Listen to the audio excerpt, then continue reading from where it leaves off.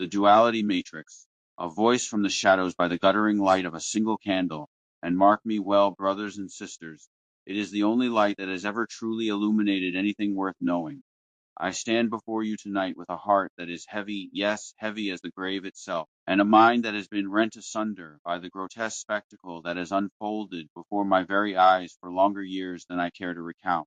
I tell you this without embellishment, without the trembling theatricality that has been laid upon me by those who mistake passion for madness and madness for passion.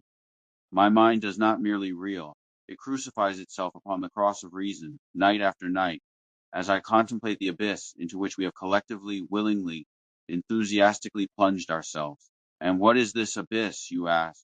What is this chasm that yawns before us like the mouth of some great and hungry beast? It is this, the reduction of all that we are, all that we might be, all that the human spirit is capable of becoming into two colors, two words, two tribes, red and blue, my friends, red and blue, and these two alone, as if the infinite complexity of human existence could be mapped upon the wretched simplicity of a traffic signal. I know what you are thinking. You are thinking that I am a dreamer, a fool, a man who has read too much and lived too little, who mistakes his own fevered imaginings for wisdom. I know this because I have been called such things, brothers and sisters, in my younger days when I stumbled through the alphabet, like a man crawling through broken glass, when I was marked, branded, condemned as remedial, as if the capacity for reason were a gift bestowed upon some and denied to others, as if learning were a race in which some run and others merely crawl. But I crawled, yes, I crawled through that darkness, and I clawed my way upward through the sand and the stone and the silence, and I thirsted for truth as the desert sands thirst for rain. And I tell you now that what I found in that thirsting, in that crawling, in that clawing upward through the darkness, was this, that the light we seek is never found in the comfortable shadows of collective certainty. The light, brothers and sisters, is found only in the terrible illumination of individual reckoning. And so I watched you. Yes, I confess it. I watched you from the shadows of my remedial days, and I watched you still as I clawed my way upward into the light of reading and writing and thinking. And what did I see? I saw the hollow-eyed masses, shackled to their screens, their minds drowned in the bilious glow of partisan babble, their souls starved for truth. And yet, and here is the horror, here is the revelation that I must lay before you tonight, they do not hunger for truth. They hunger for the fetish of division. They hunger for the false communion of tribalism. They crave the warm embrace of belonging to a side, even if that side is defined only by what it is against. They crave the simple comfort of enemies to blame, of simplified narratives that explain away the unbearable complexity of existence. And I tell you, brothers and sisters, I have seen this in myself too. I have felt the seductive pull of the tribe, the terrible relief of simply choosing a side and letting that side do my thinking for me. The collapse of dialectic, the eradication of nuance, the reduction of all human complexity into red and blue, these are not the work of faceless tyrants, though tyrants have always known how to exploit such collapses. No, brothers and sisters, these collapses are the work of us, of you and me and all of us together, complicit and complacent and blind to the slow rot that gnaws at the bones of our civilization like worms in the grave of everything we once pretended to value. Let me speak to you now of Socrates, that gadfly of Athens who was put to death for the crime of asking questions. The unexamined life, he said, is not worth living. The unexamined life is not worth living. What have we done with this imperative, brothers and sisters? What have we done? We have examined nothing. We have feasted on the illusion of examination, gobbling up the curated dogma that our respective tribes have prepared for us, spitting out the sound bites that confirm what we already believed, and all the while our minds, with minds that could have mapped the stars and plumbed the depths of consciousness itself, with minds that could have achieved intellectual flight, wither like desiccated leaves in an autumn storm, crumbling into nothing. We have not examined our beliefs. We have collected them, like children collecting stones on a beach, not knowing that the ocean of truth is not found in any collection of stones, but in the act of swimming itself. And Sartre, that gnarl-handed prophet of existentialism who was yet somehow tender beneath his thorns, he warned us against mauvaise foi, against bad faith. And what is bad faith, brothers and sisters? It is the denial of our radical freedom. It is the pretension that our choices are not choices at all, that our identities are not forged in the fire of decision, but are given to us, fixed and immutable, like stones in the bed of a frozen river. To declare one's identity in red or blue, as though it were a birthright, not a choice, is to practice the very summit of bad faith. It is to say, I did not choose this. It was always thus. I have no choice but to be what I am. And this, brothers and sisters, is the lie that binds us. We act as if the red-blue binary were the only path, as if the universe itself had been written in that inky script, as if the infinite expanse of political possibility had been reduced to 2 words on a ballot. But the choice remained, a death rattle on our tongues we refuse to speak, a freedom we refuse to acknowledge, a responsibility we refuse to take up. And now let us speak of Plato, that ancient philosopher who emerged from the dust of centuries to offer us the most devastating analysis of our condition that has ever been committed to parchment. What would the master of forms say to a world that has conflated shadow with substance, that has mistaken the flickering images on the cave wall for the true light of the sun? He would weep, I tell you. He would weep as he wept for the death of Socrates, as he wept for the corruption of Athens, as he wept for every civilization that had mistaken the shadows for reality and the reflections for the truth. For in the Gobi-like expanse of this false duality, brothers and sisters, there are no forms. There are no eternal truths, no unchanging realities, no platonic ideals toward which we might ascend. There is only the groaning of shadows, the grotesque pantomime of political tribes performing their ancient rituals of hatred, the mock drama of red baiting and blue baiting, while the real architects of any republic worth the name, justice, courage, moderation, wisdom, lie moldering in the garbage heaps of history, trampled beneath the feet of the half-true, the partially wise, the tribally correct. Plato's allegory of the cave is not a metaphor, brothers and sisters, it is a prophecy. We stare at our partisan shadows, we name them gods, we bow down before them and call it enlightenment. And all the while the true sun, the sun of reason, of wisdom, of the good itself, remains invisible to us, its light falling upon us, and we refusing to turn our heads, preferring the comfortable darkness of the cave to the terrible brilliance of the truth. And what of the Neoplatonists, those later philosophers who built upon Plato's foundation and spoke of the one, the dyad, the soul, and the many?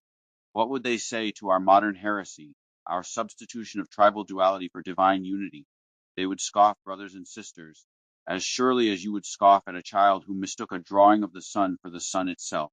Where is the unity, the hen kai pan, the one and the all, in our tribal warfare? Where is the recognition that beneath all the apparent multiplicities of political conflict there lies a deeper truth, a deeper unity, a reality that cannot be reduced to 2 sides of an argument? The Essenes of old, and here I invoke them, those desert mystics who withdrew from the corruption of the world to seek purity in isolation, the Essenes would understand what we have become. Lemmings marching toward the waterfall of false consciousness, not even realizing that the water below will destroy us. We have become like the Manichaeans, but without the starlight, brothers and sisters. We have embraced the dualism of light and darkness, good and evil, red and blue, but we have lost the light that gave the dualism its meaning. Our Gnostic gospel is not gnosis, not true knowledge.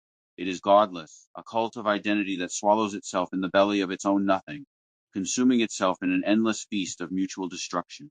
But let us speak of the Stoics now, for their voice is one that I have heard in my own heart, whispering through the corridors of my mind with the persistence of a ghost that refuses to be exorcised.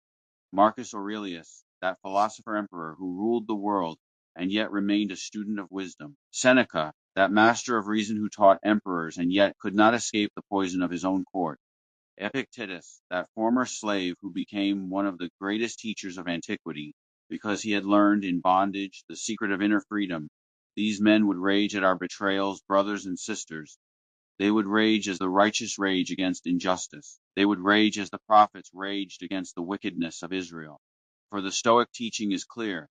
The true wrestler is not the man who struggles against external circumstances, but the man who has remade his own nature to confront the hardships of life with equanimity, with the inner citadel of reason intact against all external assaults. When I was in that remedial class, when I was crawling through the alphabet like a crab through sand, when I was branded with the mark of inadequacy and dismissal, I was not defeated, brothers and sisters. I was becoming. I was forging in the fire of struggle the capacity for thought that now allows me to stand before you and speak these words. But now I watch my countrymen and women, men and women who have mastered the Socratic method, who have become engineers of the atomic age, who have written symphonies and unlocked the secrets of the universe through equations of breathtaking elegance, groveling before the alphas of this infantile blue-red creed. And I tell you that what I feel is not contempt but grief, a sorrow so profound that it threatens to swallow me whole. You who have climbed the ladders of logic and language, you who have achieved such wonders, why do you stoop to the mud of bins and buts, of flags and agendas? Where is your eudaimonia, your flourishing as human beings? Where is your ataraxia, your peace of soul? Gone, brothers and sisters, gone.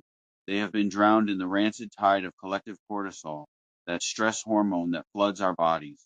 When we live in constant readiness for conflict, when we see enemies everywhere, when we cannot sleep for the weight of dread that presses upon us night after night after night. And Kant, that stern guardian of moral reason, that philosopher who demanded that we act so that our maxims could become universal laws, that we treat humanity always as an end and never merely as a means, what would he say to the spectacle before us?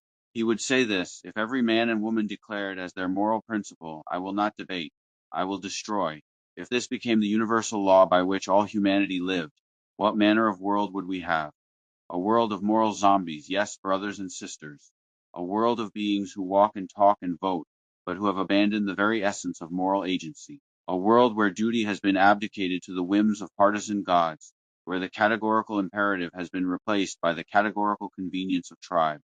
Kant warned us against treating humanity as a mere thing, and yet in our age we do, brothers and sisters. We do not see human beings, we see opponents. We see vermin to be purged.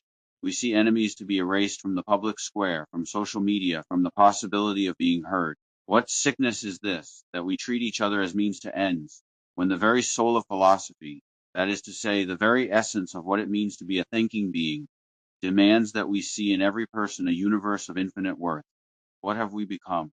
I could speak to you of the Protestant and his wince at the hypocrisy of our pride, of the Protestant emphasis on the individual conscience wrestling with divine truth, of the cry that has echoed through Protestant history, where is thy brother Abel? Hath not the innocent blood cried for vengeance from the ground? I could speak to you of Eastern Orthodoxy and its embrace of mystery as a higher force than binary truth, of the Orthodox understanding that God is not a partisan question, but the answer and the question and the silencer of both, and how we have traded the divine light of uncreated icons for the blinking screens of tribalist idols. I could speak to you of Gnosticism and Essenism, of those ancient seekers who understood that how you live matters infinitely more than what you believe, who saw the world as a prison and sought the key to liberation within themselves, and how our modern Gnostics have abandoned the search for light in favor of the consumption of their own. But let me speak instead of the machine, brothers and sisters, for the machine is the crucible in which our fate is being forged. Back to the machine, that Promethean serpent that slithered from Eden to bite us once more, that gift of fire that has become an instrument of our destruction. Technology, we are told, is the great democratizer, the purveyor of enlightenment, the torch that illuminates the darkness of ignorance. Ha! Do you believe this? Do you truly believe that the Enlightenment gave us reason and then departed, leaving us alone with our new instruments? No, brothers and sisters. The Enlightenment gave us reason to see the truth. And the truth is that the information age has not given us eyes. It has given us blinders. The algorithms that govern our information streams are not marketing tools, though they pose as such. They are the new priests, and we are their penitents, kneeling before the shrine of confirmation bias, genuflecting to the altar of what we already believe. TikTok is not a platform. It is a Leviathan, a beast of such enormous power that it devours inner thought and exhales tribalist parasites, spawning new generations of the infected who know not what ails them. You think you are scrolling? No, brothers and sisters, you are being scrolled by the medium, by the cold, hungering mechanism that has learned to predict your desires before you know them yourself.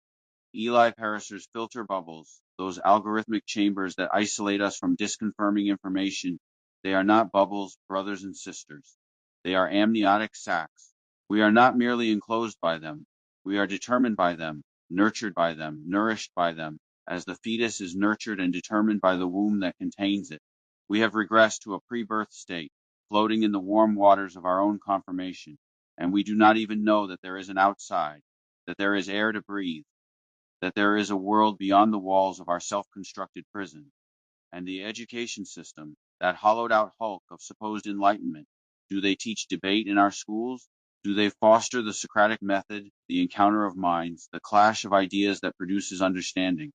They teach you to recite the two-party liturgies until your heart weeps, until the very act of learning becomes an act of tribal identification, until you cannot encounter a text or an idea without asking first, is this red or blue? Is this approved by my tribe or condemned by it? Critical thinking, a dirty word. History is not history. It is opinion with footnotes, curated and arranged to serve the narrative of whoever controls the textbooks. Literature is not literature. It is tools of ideology to be weaponized or dismissed depending on which tribe claims it.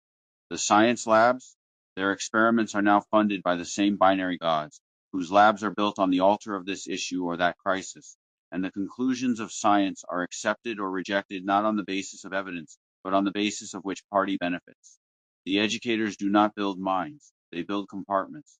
They create sealed chambers in which information is stored, never to be connected with information in other chambers, never to form the integrated whole of a truly educated consciousness.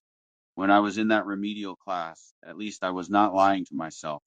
At least I knew that I did not know, and that knowing was what I sought. Now the entire generation lies to itself, calls the lie life, and goes to its grave still believing that it has lived.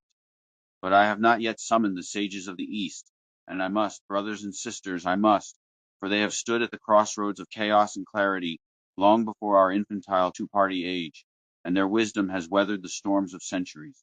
Confucius, that relentless architect of order, that philosopher who saw society not as a battlefield of competing interests, but as a tapestry of relationships each bearing obligations to the others, he would scoff at our tribal wars as the work of senseless children who confuse mere political preferences with moral imperatives. Do not impose on others what you yourself do not desire, he wrote. And what is our partisan greed, our partisan cruelty, our partisan willingness to destroy our neighbors for the sake of our tribe, if not the very heart of imposed suffering? The five relationships, ruler and subject, father and son, husband and wife, elder and younger brother, friend, these do not offer a binary. They offer a tapestry, a woven cloth of mutual obligation, a dance of harmony that the red-blue raggers could not comprehend if the pattern were laid before their very eyes. They cannot comprehend it because they have forgotten how to see. True harmony, Confucius understood, takes work. It is not the slapdash pandering of political slogans, but the disciplined cultivation of Ren, Yi, Li, Ji, and Xin, humaneness, righteousness, propriety, wisdom, and trustworthiness. We in our political binary have turned ethics into mobs, wisdom into algorithmic hashtags, and Confucius, that old scholar who could see through the pretensions of power to the hollowness beneath, would recognize what we have become, a lie dressed in the garb of democracy. Let him be our mirror, brothers and sisters. For what Confucius sought was not power but ethical excellence. And when is the last time we asked, not what would my party say, but what is right? And now let the old world whisperer Lao Tzu rise from the mist, that ancient sage who wrote the Tao Te Ching, and then, according to legend, rode a water buffalo into the sunset, never to be seen again, because he had said everything that needed to be said and knew that further words would only obscure the truth. The Tao that can be spoken is not the eternal Tao, he wrote. The name that can be named is not the eternal name. And there he is, unraveling before our very eyes the very essence of our transgender binary, this hunger for labels, for fixed points along a spectrum, when all the universe sings the song of change, of flow, of the eternal interplay of opposites. Correct the people, and they will be without knowledge, warned Lao Tzu. Correct them much, and they will be without wisdom and without virtue. Do you hear it, brothers and sisters? Do you hear this guttural condemnation of what we call political education, what we call civic instruction, what we call the teaching of citizens to participate in democracy? We call it democracy, but it is the ramen noodles of the soul, quick and tasty and spiritually empty, a filler that satisfies for the moment but provides no nourishment, no sustenance for the journey. Taoism urges not positions but rhythm, not sides but the interplay of opposites. And what is our two-party system but the attempt to fix the interplay, to freeze the dance, to make permanent what was always meant to flow? The stoplight, red, yellow, green, how pedestrian it seems compared to the Tao. The Tao has neither traffic lights nor tribal banners. It has flow, the eternal movement that the fixed categories of partisan politics can never capture. And yet we resist it, brothers and sisters, like water against a dam, crashing blindly into one ideology or its opposite, not seeing that we are but insects in the hand of the cosmic tide, that our struggles are the struggles of mayflies who think themselves giants. What of Buddhism, that medicine of mindful silence that has healed the suffering of millions across the millennia? All that we are is the result of what we have thought, says the Buddha. And this is a grim truth indeed when we consider the thoughts we feed now. The knighted pawns of red and blue that we have become, caged in thought mills, reciting party mantras as though they were the holiest gospel ever committed to parchment. But the Buddha taught the Eightfold Path, brothers and sisters, a journey, not a destination, not a party ticket. Right view, right intention, right speech, right action, right livelihood, right effort, right mindfulness, right concentration. None of it needs a party label. None of it bends to the god of two-party arithmetic. And the middle way, that path between the extremes of attachment and asceticism, of indulgence and denial, our age of political extremes is but a child's sandbox war, brothers and sisters, while the actual war, the war for the mind, for peace, for enlightenment, goes entirely ignored. And what is suffering but the death of nuance in the ruthless hands of ideological absolutism? The cause of suffering, said the Buddha, is craving. And what is our craving, brothers and sisters? What is this craving that drives us to our tribal berserker rages? But the need to be one thing, on one side, against all others, against ideologies that differ from ours, against neighbors who vote differently, against entire categories of human beings we have decided are our enemies. The middle way offers liberation from this suffering. We have neither heard it nor heeded it. Now Islam, often mistaken for a conqueror, but more accurately a civilization of balance, a faith tradition that has produced some of the greatest mathematical and astronomical minds in history, that has preserved and extended the wisdom of the Greeks and the Persians and the Indians, that has built a civilization of staggering sophistication across 4 continents. There is no God but Allah, and Muhammad is his messenger.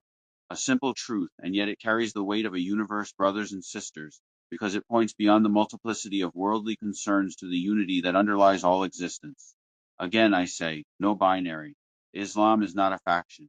It is submission to the divine order of one God, where duality becomes not falsehood, but part of a larger unity that the duality itself cannot comprehend.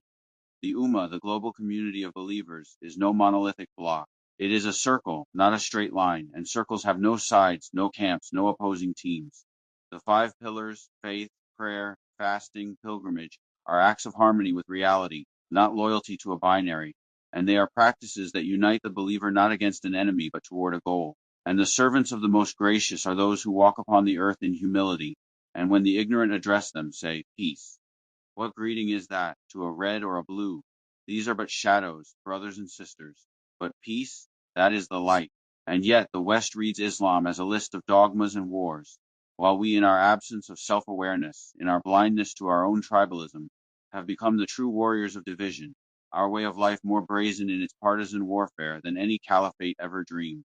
Let the Prophet warn us, whoever believes in Allah and the Last Day, let him not befriend his disbelieving neighbor over a believing one. But here in our two-party paradise, we shun all neighbors who think differently, be they believers or disbelievers, be they Muslim or Christian or Jew or Hindu or atheist. And where is the mercy? Where is the forgiveness? Where is the Ummah, the sense of shared human community that should unite us across all our differences? Gone. Even within our own midst, within our own tribes, we have become the infidels to each other, the enemies to be purged. What of Hinduism and its 6 philosophies? Each a lens to see reality not in lines, but in kaleidoscopic patterns of infinite complexity. Nyaya, which teaches logic, not the Boolean logic of apps and algorithms, but the search for truth through inquiry, through the patient accumulation of evidence and argument. Let all seek truth, the learned and the unlearned alike, said Yajnavalkya. And where is this quest in our partisan twin towers? Vaisheshika, which sees the universe as composed of discrete atoms, not in the crude sense of subatomic particles, but in the sense of distinct realities, each with its own nature, all interacting through subtle laws that no single formula can capture. Sankhya, the dualist school that sees creation not as a war between two sides, but as a cosmic dialogue between spirit and matter, each necessary to the other, neither complete without the other. Yoga, which speaks to the union of the self with the absolute through disciplined being, through practices that transform the body and mind into instruments of transcendence. Mimamsa, which emphasizes ritual and language as paths to understanding the divine. And Vedanta, which in its purest form declares non-duality. Atman is Brahman, The self and the absolute are one. The individual and the universal are ultimately identical. And yet we mock these teachings, brothers and sisters. We reduce them to yoga mats and vegetarianism and colorful festivals, ignoring that they literally conceive the universe in systems of equilibrium, in complexity, in relationship, not in duality. These philosophies do not offer answers. They offer methods to become the answer. And what do? We squirm under the veil of binary politics while our planet burns, while our minds atrophy, while truth becomes a dirty word that we cannot speak in polite company without first checking which tribe we are addressing. Now I must subject all that I have said to a stress test, brothers and sisters, for I would be a fool and a hypocrite to ask you to examine your certainties while leaving my own unexamined. Let the Socratic method turn upon its own proponent. Platonically, the argument stands like a marble column, for we have correctly identified the two-party system as mere flickering shadows on the cave wall, urging our brothers and sisters to turn their bruised necks toward the blazing form of the good. Yet, and here is where I must be honest with myself, as I have asked you to be honest with yourselves, under the Neoplatonic lens, a fracture threatens our logic. Can we truly force the profound submission of Islam, the absolute emptiness of Buddhism, and the intricate atomism of Vaisheshika into a single neat equilibrium? The logic groans here, brothers and sisters, for these are vastly different emanations of the divine, or of reality, or of whatever you choose to call that, which lies beyond our partisan comprehension. But the rhetoric saves the logic. They meet not in identical dogma, but in their shared colossal scale. They meet in their mutual obliteration of our petty infantile red and blue tribalism. They prove, each in their own way, through their own idiom, in their own tradition, that reality is multifaceted, that the human condition is infinitely more complex than any political binary can contain, and that our modern reduction of all this complexity to red and blue is not merely inadequate, but logically absurd and spiritually barren. The Stoic within me reads our fiery denunciation and nods, yet raises a callous finger in warning. We have cast the masses as hollow-eyed and shackled, but the Stoic stress test demands that we ask, are we not also surrendering our ataraxia by raging so fiercely against the machine? The logic holds only if our rejection of the Democrat-Republican delusion is an exercise of our inner citadel, a reclaiming of what we control, rather than a mere howling into the digital void. If our rage is merely reactive, merely another form of tribal engagement, merely a new identity to replace the old one, then we have changed nothing. We have simply swapped one prison for another. Kant, stepping from the shadows with his categorical imperative, strikes his gavel upon our text and finds our rhetoric sound. To treat humanity as an end in itself, as Kant demands, absolutely requires the destruction of political labels that reduce men to mere means, to voting blocks, to enemies. And yet, and here is where I must bow before the rigor of philosophy, Kant would warn that our poetic appeal to universal law must not remain a vague mystical feeling. It must be a rigorous rational duty, lived in the dirt and the grayly moral choices, not merely romanticized in our brooding prose. The equilibrium we speak of, the harmony of Confucius, the flow of the Tao, must be lived, brothers and sisters, not merely invoked. Let the Protestant and the Eastern Orthodox step forward to audit our spiritual ledger. The Protestant mind recoils slightly at our sweeping Eastern synthesis, warning that in our rush to embrace the cosmic tide, we might forget the deeply personal, agonizing wrestle with human depravity and the necessity of unmerited grace. The rhetoric borders on a works-based salvation of the intellect, and the Protestant knows that no amount of intellectual achievement, no amount of philosophical wisdom, can save us from our fundamental need for grace, for forgiveness, for a mercy that we do not deserve. But the Eastern Orthodox mystic breathes the sweet incense of mystery over the cracks in our logic, smiling at the paradox we have built. For orthodoxy has always understood that truth is larger than logic, that the divine is beyond all categories, even the category of rationality itself. The synthesis survives, brothers and sisters, because it relies on the upward transformative climb of the soul, a journey that makes the squabbling of politicians look like the writhing of maggots beneath a corpse. Finally, and this is the most terrifying moment of the audit, I must drag our manifesto before the silent, severe judges of Gnosticism and Essenism.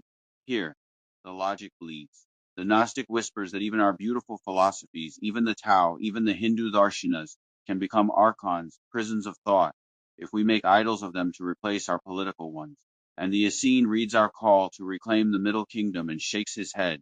knowing that the corrupted temple cannot be cleansed from within.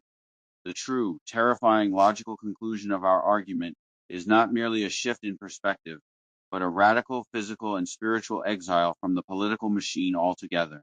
If life truly is north of Democrats and Republicans, if the universal law is the only reality keeping us from oblivion, then our rhetoric must match our reality. We must abandon their games entirely. We must step out of the arena. And yet I confess this to you, brothers and sisters, with all the honesty I can muster, we cannot all step out.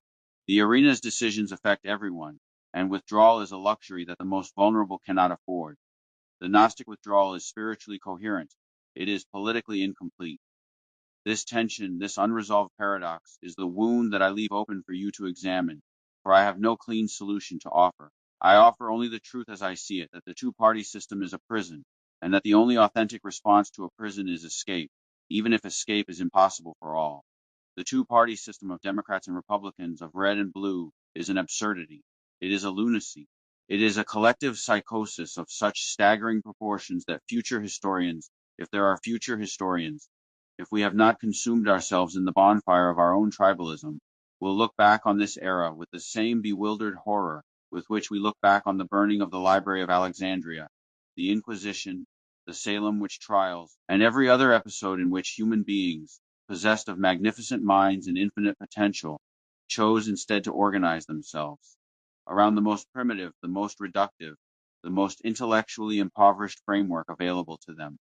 Let me be precise, brothers and sisters, for precision is the only antidote to the vagueness that has poisoned our discourse. I do not mean merely that the two-party system is imperfect. Imperfection is the human condition, and no system designed by humans will be perfect. I do not mean merely that it produces suboptimal policy outcomes, though it does, and consistently.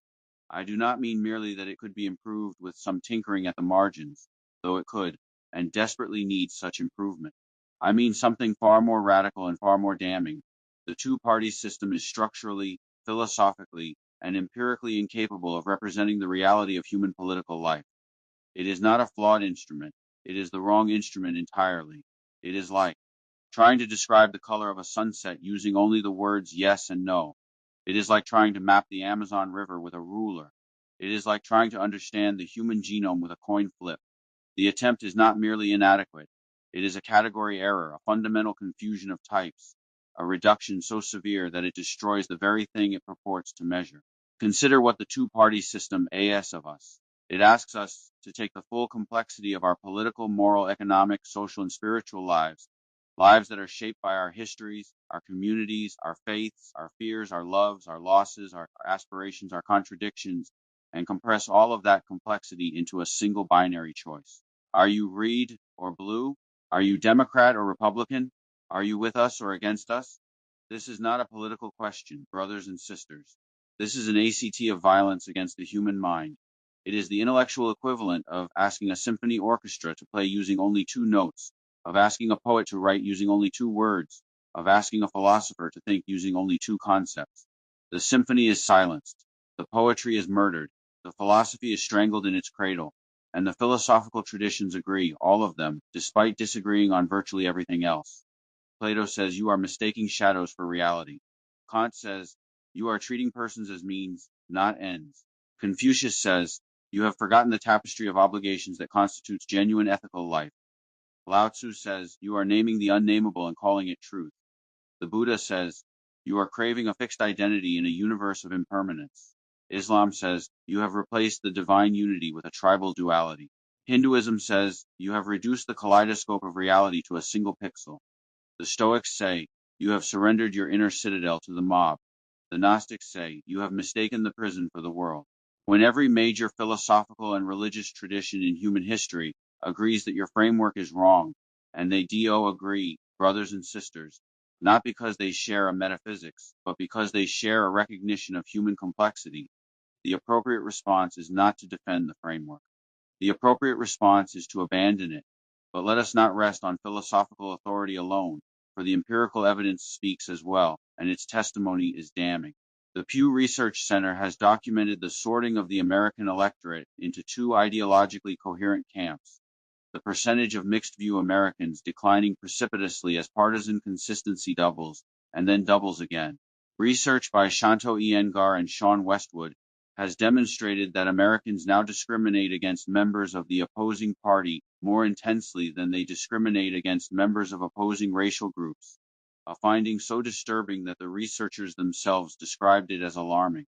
Thomas Mann and Norman Ornstein have shown that the basic mechanisms of democratic governance, compromise, deliberation, coalition building, have become functionally impossible in an environment of such extreme partisan asymmetry. Lee Drutman has analyzed the self-reinforcing mechanisms by which the two-party duopoly perpetuates itself through ballot access laws, debate commissions, and campaign finance regulations. Yasha Mounk has documented the global crisis of democratic legitimacy that follows when voters lose faith in institutions they perceive as failing them. Stephen Levitsky and Daniel Ziblatt have identified the mechanisms by which democracies die, not through military coups, but through the gradual erosion of norms by elected officials who use democratic tools to destroy democracy itself. The philosophical argument and the empirical evidence converge, brothers and sisters, and their verdict is unanimous. The two-party system is not merely inadequate, it is dangerous. And let us be clear about the mechanism of this madness. For understanding how the system perpetuates itself is essential to understanding why it is so difficult to reform. The two-party system is self-reinforcing.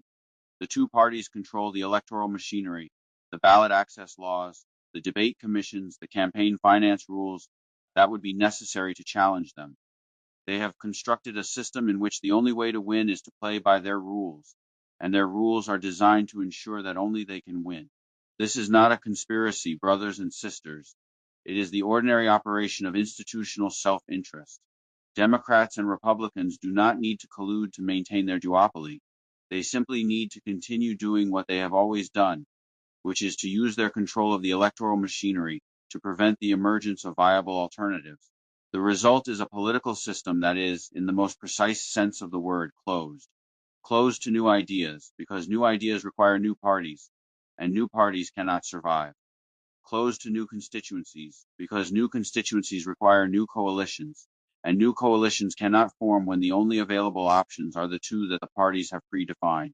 Closed to genuine deliberation, because genuine deliberation requires the possibility of genuine disagreement, and genuine disagreement is impossible when the only available positions are the two that the parties have defined. The Democrats and Republicans have become archons, not in the Gnostic sense of malevolent demiurges, but in the structural sense of systems that have taken on a life of their own, that perpetuate themselves regardless of whether they serve the people they claim to represent, that have become the very prison walls of American political imagination. What then is to be done? I offer 3 prescriptions, brothers and sisters, each at a different level. First, at the level of individual consciousness, we must cultivate what the philosophers call practical wisdom, phronesis, the capacity to discern the right action in particular circumstances without being bound by ideological formulas. This requires a sustained practice of intellectual humility, a willingness to listen to voices that challenge our assumptions, an openness to being wrong. It requires the examined life that Socrates prescribed. Vote your conscience, but know your conscience. Know its origins, its biases, its limitations. Vote as if your vote matters, but also know that voting is not the sum total of political action, that there is life beyond the ballot, that the health of a democracy depends on citizens who are engaged in 1,000 ways beyond the electoral. Second, at the level of civil society, we must build institutions that can serve as counterweights to the partisan machinery. This means supporting independent journalism, which is not beholden to either party. It means supporting academic institutions that are not designed to produce partisan cheerleaders, but critical thinkers. It means supporting civil society organizations, religious communities, neighborhood associations, professional guilds, mutual aid societies that provide a sense of belonging and purpose that transcends partisan identity. It means rebuilding the infrastructure of democratic life that the two-party system has hollowed out. Third, at the level of institutional reform, we must address the structural features of the electoral system that perpetuate the duopoly. This means supporting electoral reform, ranked choice voting, proportional representation, open primaries that can break the winner-take-all logic that produces two-party dominance. This means supporting ballot access reform that makes it easier for alternative candidates to get on the ballot. This means supporting campaign finance reform that reduces the dependency of candidates on party money. This means supporting debate reform that opens the debates to non-major party candidates who meet reasonable threshold criteria. The two-party system is not inevitable. It is a historical accident, a path-dependent outcome of specific institutional choices made in specific historical circumstances, choices that could have been made differently and that can still be unmade. Countries with proportional representation, Germany, the Netherlands, New Zealand, Sweden, Norway, have demonstrated that multi-party democracy is not only possible, but produces better policy outcomes, higher voter satisfaction, and more representative governance. The argument that the two-party system is inevitable, or natural, or the only alternative to chaos, is not a political argument. It is propaganda, brothers and sisters, made by those who benefit from the system's perpetuation. I conclude, therefore, with the full weight of logic and rhetoric and philosophy and empirical evidence behind me, with the accumulated wisdom of the human species pressing down upon this moment like the weight of centuries. The two-party system of Democrats and Republicans, of red and blue, is an absurdity. It is a lunacy. It is a collective failure of imagination so profound, so thoroughgoing, so structurally entrenched, that it has come to seem like reality itself, and this, brothers and sisters, is precisely what makes it so dangerous. The cave is not the world. The shadows are not the forms. The binary is not the truth. And the first step toward sanity is to say so clearly, loudly, and without apology, do not mistake the map for the territory. Do not mistake the label for the thing. Do not mistake the two-party binary for the totality of political possibility. There is life beyond red and blue. There is a political imagination that is richer, more nuanced, more worthy of the complexity of the human condition. There are solutions to our collective problems that neither party has imagined, because neither party can imagine them within the prison of its binary logic. The examined life demands no less. Our souls, starved, shackled, drowning, demand it. The children we will never meet demand it. The future that could be, that should be, that must be if we are to deserve the name of civilization, demands it. Be not merely red or blue. Be fully human. Be free. Turn your bruised necks toward the sun, and do not stop until you see it. The light is there, brothers and sisters. It has always been there. We have only to turn.